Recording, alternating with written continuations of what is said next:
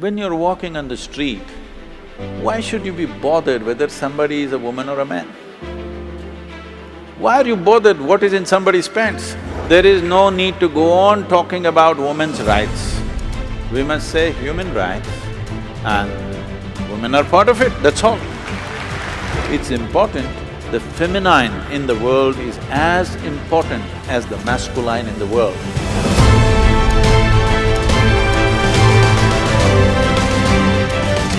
Sadhguruji, what is the quality you find in an Indian woman when compared to the world woman, other countries? What is the best and beautiful quality, one single quality? Are you trying to get me into trouble?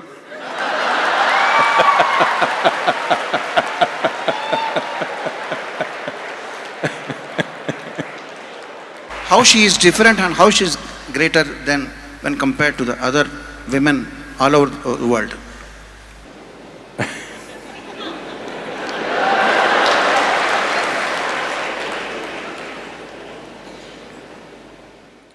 See, I don't know why we are putting only women on the focus.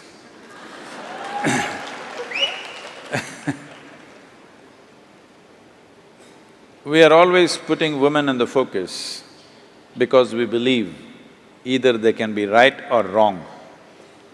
And of course, men are right. So because we are always right, we are looking whether this is the right kind of woman or the wrong kind of woman. You must understand, for whatever reasons, the nature has given a larger responsibility for the woman in terms of bearing a child and having a profound influence on the child in the early part of child's life. And when we talk about a child, don't think this is about reproduction. You and me are here because of that. So, our very existence began in a woman's body. That is, if you're normal birth, I am normal birth. There are some people who claim they dropped from elsewhere, I have nothing to say about them. If you're normal birth, our life began in a woman's body. And today, the simple biological factors of being male or female, we are exaggerating it too much. I'm saying, when you're walking on the street, why should you be bothered whether somebody is a woman or a man? Why are you bothered what is in somebody's pants? It's not your business. Only in bathrooms and bedrooms it should matter, nowhere else. In the working places, on the street, wherever else we are, why should it matter whether somebody is a man or a woman? Why can't you just treat them as human beings? I think we are excessively focused on this, which is creating a very unhealthy atmosphere. That means we are constantly over-infatuated with body parts, that is why we are going on recognizing people as by their gender. You are not recognizing people by their intelligence, by their capabilities, by their competence, only by their gender.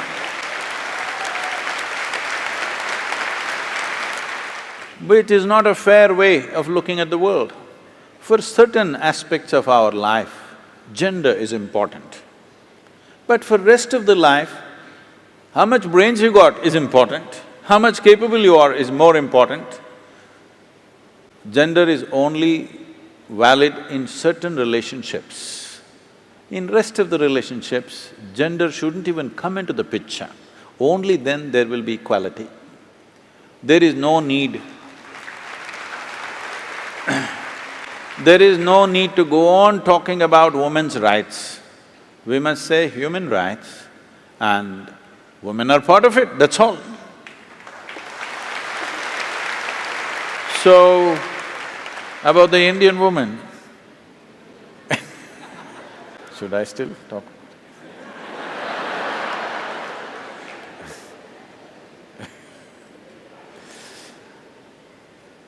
In this country, for a long time, we've nurtured many wonderful things.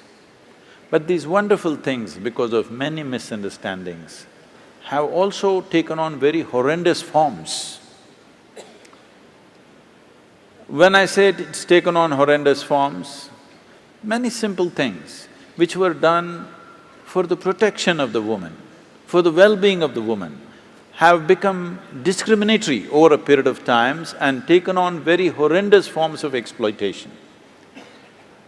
We must look back and see why these little things were created. If we don't address these things, the Western world is on a binge because they want to make male and female equal. It is not necessary to be equal. Equal opportunity is fine. It is not necessary to expect a woman to do the same things that a man is doing. Then what is the point of the gender differentiation that nature has made? It's important, the feminine in the world is as important as the masculine in the world. But today, in the name of equality, women are coming to a place where they are beginning to act like men because they know that's the only way they can succeed in the world. The only way they can succeed is they have to act like men. You see even women doing like this these days. This is not necessary because if you destroy the feminine, then you truly have enslaved the woman. If you do not value the feminine in the world, all the gentleness will go away, you will have a marketplace at home also. It's already happening big time. Before people marry, they're making an agreement, when we break, who will get what in this house? Yes, prenuptial agreements are being made. Before we get married, already an agreement, if we break, my bank balance is mine, yours is yours. How can two people live like this? But here, still we have the joy of two people becoming one and enjoying that. Maybe after some time you will fight, but still, at least you have the joy of weaving two lives into one. When you go at it like this suspiciously in the name of equality, you will never know the joy of knowing each other, mingling with each other, being one with each other. Nothing will happen. Home will become a marketplace. This is because of wrong ideas of equality. Equality you should not even talk about. We should talk about responsibility for each other.